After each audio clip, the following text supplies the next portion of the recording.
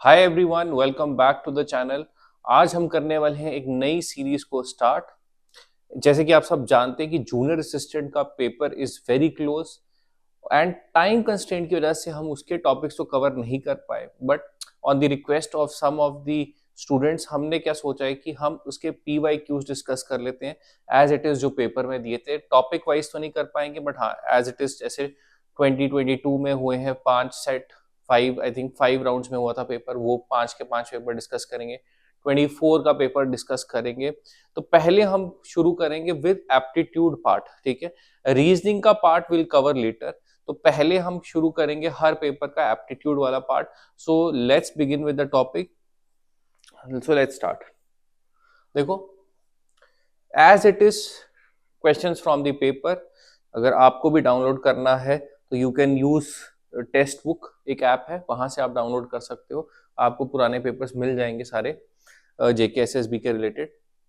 तो देखो, ये सीरीज तभी बेनिफिशियल होगी जब थोड़ी सी प्रायर नॉलेज रहेगी आपको टॉपिक की, ठीक है।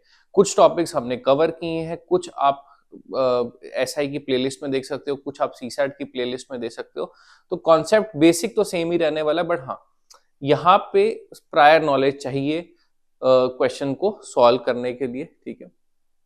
देखो जैसे क्या दिया, A got 624 marks and B got 468 marks. A got कितना 624 and B got how many 428। What percent of A's marks is B's marks, मतलब व्हाट परसेंट ऑफ एस अगर मार्क्स में छोड़ो, what percent of S marks, मतलब ए के कितने marks हैं। Comparison is with ए, जिससे भी जब भी कंपैरिजन होगा वो हमेशा कहाँ रहेगा, डिनोमिनेटर में।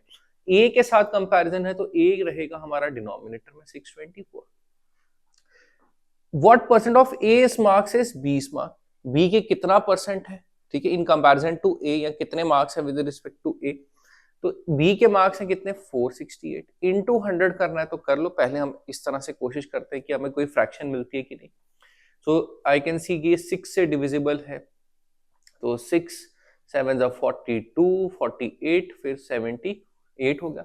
6 10 60 104, 26 3 26, 4 3/4, 3/4 is nothing fractions में but 75%। so option C is the answer। very easy question। थोड़ी सी कैलकुलेशन और थोड़ा सा कॉन्सेप्ट एंड फ्रैक्शन के बारे में पता हो जिसको, रेसिप्रोकल्स के बारे में, तो क्वेश्चन बहुत इजीली सॉल्व हो जाएगा, ज्यादा कैलकुलेशन नहीं करनी पड़ेगी, ठीक है। तो again I will categorise this as easy question, ठीक है। I think mostly questions easy ही हैं इस पेपर में। What is the difference between a 20% discount on 25,000?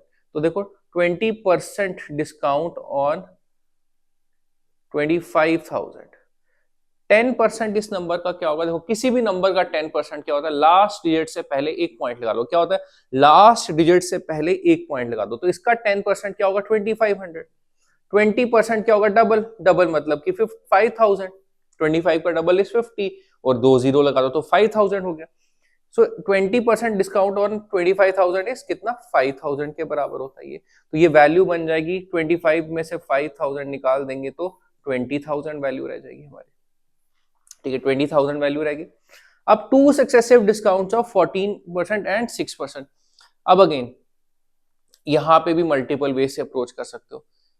एक कर सकते हो कि सक्सेसिव का फॉर्मूला लगा के अल्टीमेटली देख लो डिस्काउंट कितना बनता है और कितना परसेंटेज का डिफरेंस है और वो कैलकुलेट कर लो टोटल पे।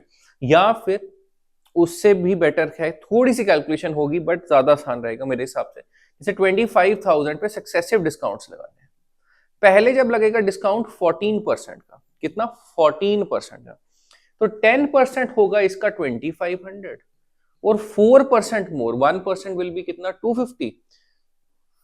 आई नो अगर आपने बेसिक नहीं पढ़ा है तो ये आपके लिए वीडियो शायद थोड़ी सी फास्ट होगी एंड लगेगा कि हम क्या कर रहे हैं, हम डायरेक्ट कैलकुलेशन क्यों नहीं कर रहे, but this is the right way to approach, ठीक है। यहाँ पे तो एटलीस्ट आपको टाइम मिल भी सकता है, बट जब SI का पेपर दोगे तो वहां पे बहुत दिक्कत आएगी अगर आप बड़ा स्लो करोगे, ठीक है, ट्रेडिशनल वे से।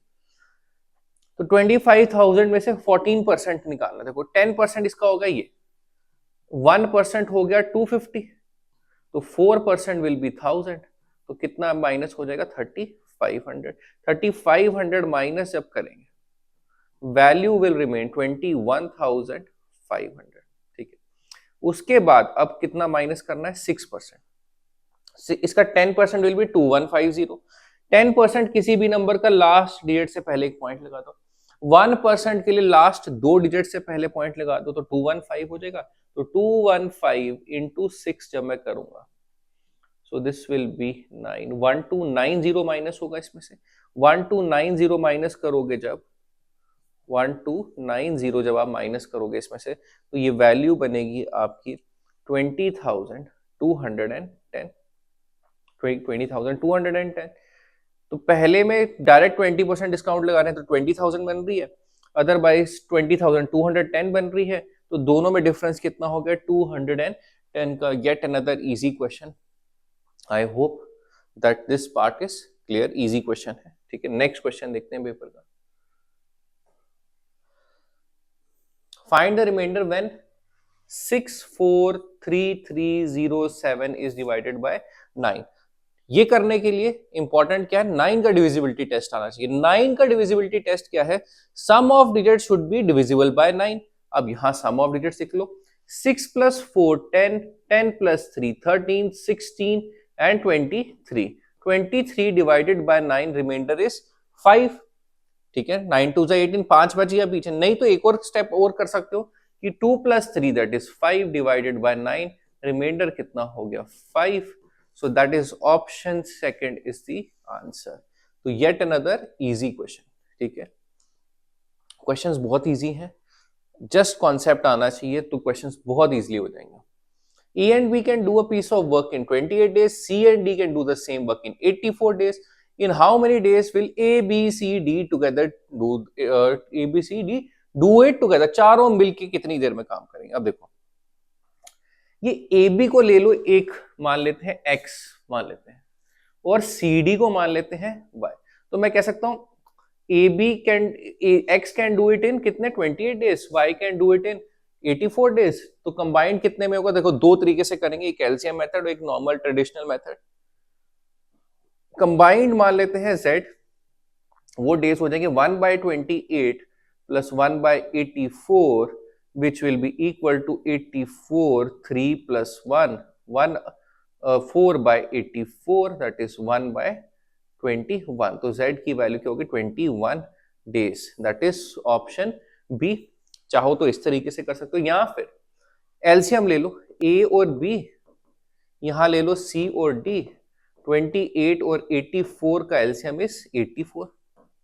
तो ये एलसीएम का क्या मतलब है कि मान लिया कि क्या कर लिया हमने, मान लिया कि दोनों ने या चारों ने मिलके कितना काम करना है 84 यूनिट्स काम करना है। हमने क्या मान लिया कि दोनों ने, चारों ने मिलके कितना काम करना है 84 यूनिट्स। ये दोनों 28 डेज में इतना काम करते हैं, 28 डेज में 84 यूनिट्स करते हैं। तो एक दिन में कितना करेंगे, एक दिन में करेंगे 84/28 दैट इज कितना 3 यूनिट्स, और ये करेंगे 84/84 दैट इज कितना 1 यूनिट। ठीक है, ये 3 कर रहा है, ये 1 कर रहा है, तो टोटल काम करना है 84 डिवाइडेड बाय 3 + 1। वो दोनों मिलके 3 यूनिट्स करते हैं, ये 1 करते हैं, तो 84 divided by 4 that is 21 days. आप जैसे चाहो वैसे सॉल्व कर सकते हो। इजी क्वेश्चन था, again yet another easy question. How many seconds will a train take? Next question में क्या दिया है, to cover a distance of 5015 meters if it runs at a speed of 306 kilometre per hour. तो speed है 306 kilometre per hour, distance क्या है 5015। ठीक है, 5015 मीटर्स। अब स्पीड है किलोमीटर पर आवर में, डिस्टेंस है मीटर पे, किसी एक को तो कन्वर्ट करना पड़ेगा। हम किलोमीटर पर आवर को कर देते हैं मीटर पर सेकंड में, तो हमारा आंसर आराम से हो जाएगा। क्या चाहिए हमें, सेकंड्स, टाइम चाहिए। टाइम क्या होता है, डिस्टेंस अपॉन स्पीड। स्पीड क्या है 306 किलोमीटर पर आवर से मीटर पर सेकंड में मल्टीप्लाई करेंगे कन्वर्ट करने के लिए 5/18 से, किससे करेंगे 5/18, तो 18 1 18 7 ठीक है, ये 5 से कैंसिल आउट हो जाएगा 1003, 17 5 85, तो 153 रह गया, तो 9, सो दैट इज कितना 59 इज द आंसर। कितना टाइम लगेगा 59 seconds, that is the answer. Again an easy question, you can check your clock. अभी तक हमने देखो 1 2 3 एंड 4 एंड 5 क्वेश्चंस किए हैं। समझाने के साथ साथ मुझे नहीं लगता ज्यादा टाइम लगा भी हमें ये क्वेश्चंस करने के लिए। रीजनिंग का पार्ट हम बाद में करेंगे, नेक्स्ट वीडियो में करेंगे, ठीक है। पहले एप्टीट्यूड वाले क्वेश्चंस करेंगे। रीजनिंग आई थिंक कि काफी लोगों को आती भी है या मैक्सिमम लोगों को आती ही होगी, ठीक है। अगर नहीं आती यू कैन कमेंट में लो, तो उसकी भी वीडियो सीरीज स्टार्ट कर देंगे, देखते हैं। अच्छा देखो next, Philip is twice good as a workman as Roy, ठीक है। फिलिप क्या है, twice as good as Roy, तो मैं कह सकता हूं फिलिप और रॉय कि देखो twice as good as a workman मतलब क्या है कि वो डबल काम करता है वो दूसरे से, मतलब उसकी एफिशिएंसी ज्यादा है कि ट्वाइस एज गुड, ज्यादा डबल, मतलब उससे उससे डबल स्पीड पे काम करते हैं, बेटर है, ठीक है। Philip is twice good as workman, तो इनकी एफिशिएंसी की रेशियो देखो, यहां पे फिर से लिख देते हैं अगर स्पेस आपको लग रहा है, फिलिप और रॉय एफिशिएंसी की रेशियो क्या है इनकी 2:1, ठीक है। they together and together they can finish the same work in 50 days। तो एफिशिएंसी देखो, efficiency is inversely proportional to time. कैसे, ये भी कॉन्सेप्ट है कि जितनी स्पीड से ज्यादा काम करोगे उतना कम टाइम लगेगा, अगर स्पीड कम होगी तो टाइम ज्यादा लगेगा, ठीक है। एक वो कॉन्सेप्ट पे चल सकते हैं, ठीक है, या फिर इससे भी डायरेक्टली कर सकते हैं, वो ज्यादा इजी मेरे को लगता है कि इससे अगर हम डायरेक्ट कर लें।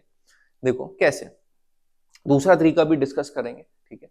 अगर एफिशिएंसी की रेशियो 2:1 है, तो ये 2 यूनिट जब काम करता है तो ये करता है 1 यूनिट, तो 3 यूनिट काम हो गया। या फिर कह सकते हैं जब वो 2 शर्ट सिलता है वो 1 शर्ट सिलता है, तो मिलके एक पर्टिकुलर टाइम पे कितनी 3 शर्ट सिलेंगे। कितने दिन दोनों ने काम किया, finish the same work in 50 days, 50 days में ये कितनी शर्ट सिल लेंगे 150 यूनिट्स। अगर यही काम फिलिप अलोन को करना पड़े, किसको, फिलिप अलोन को करना पड़े, तो फिर कितना टाइम लगेगा। देखो फिलिप की एफिशिएंसी क्या है 2 डिवाइडेड बाय 2, तो दैट इज 75 डेज, ठीक है। ये हो गया एक तरीका इसको सॉल्व करने का। दूसरा तरीका क्या है जो मैं बात करता, एफिशिएंसी की रेशियो अगर ये है तो टाइम की रेशियो हो जाएगी उल्टी, P और R की 1:2, तो एक को x डेज एक को 2x डेज, तो 1/x plus 1/2x equal to combined कितना है 1/50, तो x की वैल्यू आप वहां से भी निकाल सकते हो, ठीक है। उस पे नहीं मैं जा रहा हूं, एक बार आपको समझा दिया कि एक का टाइम हो गया x, दूसरे का 2x, बट उल्टा एफिशिएंसी की रेशियो से उल्टी होती है किसकी, टाइम की रेशियो, ठीक है। तो आई होप ये पार्ट भी क्लियर है। देखो नेक्स्ट क्वेश्चन क्या है, the average weight of a team of 65 employees is 87 kgs। Again मैं आपको ट्रेडिशनल मेथड से नहीं कराने वाला ये क्वेश्चन। 65 एम्प्लॉयज का एवरेज वेट कितना है 80, 65 एम्प्लॉयज की एवरेज है कितनी 87 kg, ठीक है। if the weight of the manager is included the weight average increases by 1, the average increases by 1। यहाँ पे थोड़ा हट गया, इसको इरेजर यूज कर लेते हैं, ठीक है। 65 एम्प्लॉयज का दिया था, if the weight of the manager is included then the average increases by 1। what define the weight of the manager, manager का वेट पूछ रहे हैं, ठीक है। मैनेजर का वेट कितना होगा, देखो हमने करना है average through the concept of equal distribution, तो मैं इसको अलग तरीके से अप्रोच करूंगा। देखो 65 एम्प्लॉयज की एवरेज है 87, जब मैनेजर आ गया तो एवरेज हो गई +1 दैट इज 88, तो मैनेजर का वेट 88 तो होगा ही होगा, पक्का, ये तो पक्की बात है, ठीक है। अब मेरे को मैनेजर का वेट निकालना है, मैनेजर के आने से 1 kg वेट बढ़ गया, ठीक है। तो मैं कह सकता हूं कि मैनेजर का वेट 88 तो होगा, और उससे ज्यादा कितना होगा, देखो उसने बाकी जितने 65 एम्प्लॉयज थे सबकी एवरेज इंक्रीज कर दी किससे 1 से सबको एक केजी एक्स्ट्रा दे दिया तो वो भी वही लेके आया होगा, प्लस 65 इंटू 1 दैट इज कितना 153 KG, that is the answer option A, another easy question. ठीक है, नेक्स्ट देखते हैं। ट्रेडिशनल से जाओगे थोड़ी लंबी कैलकुलेशन होगी। ठीक है, the salaries of A, B and C are in the ratio 5:6:11 if their total salary is 2706 and the salary received by C। तो C के देखो बेसिकली रेशियो का कॉन्सेप्ट क्या होता है, देखो ये रेशियो 5:6:11 का मतलब क्या है कि टोटल सैलरी, ठीक है, जो हाँ मतलब कि अगर इसको 5 यूनिट मिलता है या 5 रुपीज मिलते हैं तो उसी टाइम पे इसको 6 मिलते हैं और इसको इसी टाइम पे 11 रुपीज मिलते हैं या यूनिट्स मिलते हैं। तो सी को मिल रहे हैं टोटल 11। ठीक है, आउट ऑफ कंबाइंड तो सबके मिला लें अगर 5 + 6 + 11 दैट इज 22, मतलब कि टोटल सैलरी के कितने हिस्से हैं, 22 हिस्से, 22 पार्ट्स, जिसमें से ए के पास है 5, बी के पास है 6 और सी के पास है 11। तो सी का कितना हो जाएगा, देखो 11/22 into 2706 1/2 that is 1353 that is option A, another easy question. ठीक है, कॉन्सेप्ट ऑफ रेशियो पता है, क्वेश्चन तो बहुत इजी बन जाता है। ठीक है, अच्छा देखो नेक्स्ट लास्ट 3 क्वेश्चन है आई थिंक इसके,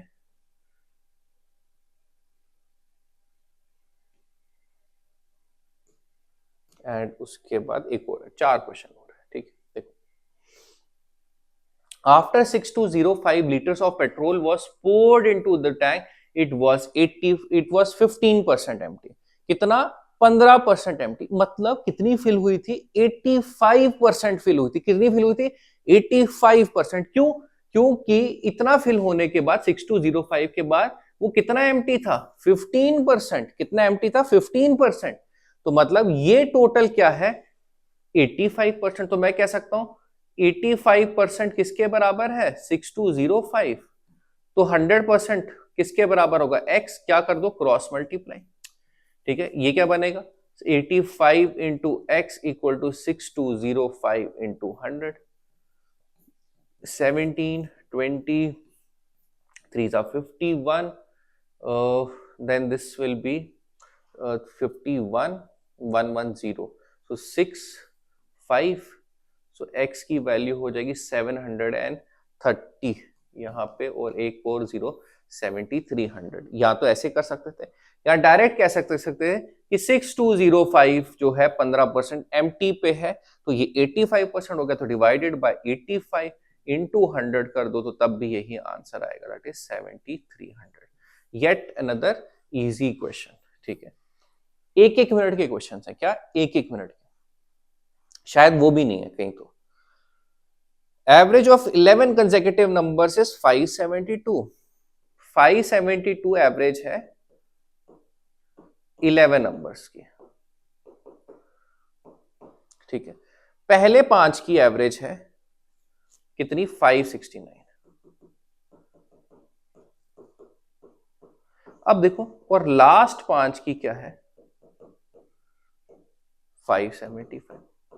अब मैं यहां पे भी देखना लंबी कैलकुलेशन पे नहीं जाऊंगा, क्या यहां पे भी मैं लंबी कैलकुलेशन पे नहीं जाऊंगा। क्या करूंगा, देखो मैं कहूंगा भाई एवरेज मुझे पता है क्या होता है, इक्वल डिस्ट्रीब्यूशन। इक्वल डिस्ट्रीब्यूशन, जो भी फायदा या नुकसान है सब में इक्वली बांट दो। ठीक, पहले टोटल एवरेज कितनी थी सबकी, 572। पहले 5 की एवरेज है 569, मतलब 3 कम, 3 कितनों की, 5 की, तो माइनस इनके 5 की वजह से लॉस है ग्रुप को कितने का, -15 का। और लास्ट 5 की एवरेज है 575। ये एवरेज से कितना ज्यादा, 3 ज्यादा, तो 3 ने 5 का सॉरी 5 ने 3 का फायदा कराया, तो ये एवरेज होगी प्लस, ये कितना, इनकी वजह से कितना फायदा हो गया, +15 का। ठीक है, ऑन एन एवरेज इनकी 3 ज्यादा है ओवरऑल एवरेज से, इनकी 3 कम है ओवरऑल एवरेज से। बट जब इनको कंबाइन कर दें इन 10 नंबर्स को, जब इन 10 नंबर्स को हम कंबाइन कर देंगे, तो मैं कह सकता हूं कि ये एवरेज से 3 कम पहले 5, ये एवरेज से 3 ज्यादा लास्ट 5, तो मतलब इनकी एवरेज तो वही बन गई वापस से कितनी जो हमें दी हुई थी, दैट इज 572। हमें कितनी बन गई एवरेज, वही जो दी हुई थी दैट इज 572।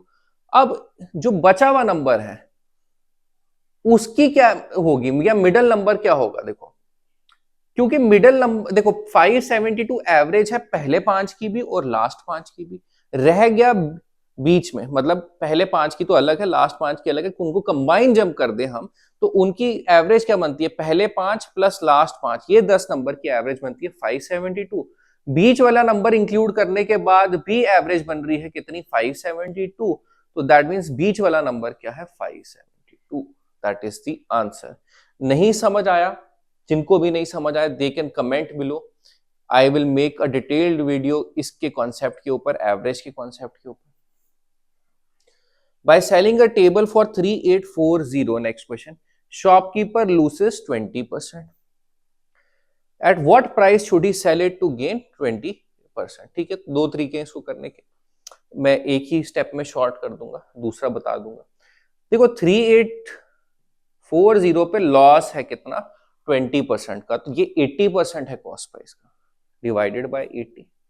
ठीक है, अब मुझे चाहिए प्रॉफिट 20% का, 80 इंटू 100 करता हूं तो कॉस्ट प्राइस हो जाता है, मैं डायरेक्ट इंटू 120 कर रहा हूं, उससे मुझे क्या मिल जाएगा, डायरेक्ट वैल्यू मिल जाएगी गेन ऑफ 20% की, इंटू 120, 2 जा 3 जा 192 इंटू 3, और ये एक जीरो भी है, ठीक है, 1920 into 3, so this will be equal to 576 और एक zero, that is option B is the answer। 3840 पे 20% लॉस है, तो ये 80% हो गया कॉस्ट प्राइस का, डिवाइडेड बाय 80 कर दिया, मुझे कॉस्ट प्राइस से 20% ऊपर जाना है, दैट इज 120%, तो इंटू 120 कर दिया, इजी क्वेश्चन। लास्ट क्वेश्चन देखते हैं हमारा, 3 numbers are in the ratio, उनकी रेशियो दी है 19:21:23। If the difference between thrice the third number, इसको 23x लिख सकता हूं मैं, इसका थ्राइस कर सकता हूं, 69x कर दिया मैंने, ठीक है। And the sum of the first and second number, sum of first number and second number, ये कितना हो गया, 69x minus 40x, that is कितना, 29x, ठीक है, इज कितना 841, तो 29x इज 841, x की वैल्यू आ जाएगी 29 बिकॉज ये 29 का स्क्वायर है। Difference between the first and the third number, तो फर्स्ट और थर्ड नंबर में कितने पार्ट्स का फर्क है, देखो 23 माइनस 19 दैट इज 4 पार्ट्स का, and 1 part that is x is equal to कितना 29 इंटू 29 कर दो, तो 116, that is option B is the answer. तो again an easy question, I hope आपको समझ आया। ऑनेस्टली ये वीडियो उनके लिए है जिन्होंने कॉन्सेप्ट क्लियर कर लिए हैं और प्रैक्टिस कर रहे हैं, तो कैसे शॉर्ट कर सकते हैं उस पर ज्यादा डिपेंड कर सकते, ये है वीडियो डिपेंड है जिसको शॉर्टर वे करने हैं, कॉन्सेप्ट के थ्रू चलना है, टाइम कम लगाना है, तो ये अप्रोचेस सबसे अच्छी हैं इन क्वेश्चंस को सॉल्व करने के लिए। तो I hope you enjoyed the session and आपको समझ भी आया होगा जिन्होंने पहले इन टॉपिक्स को पढ़ा होगा। Hope to see you in the next video, thank you.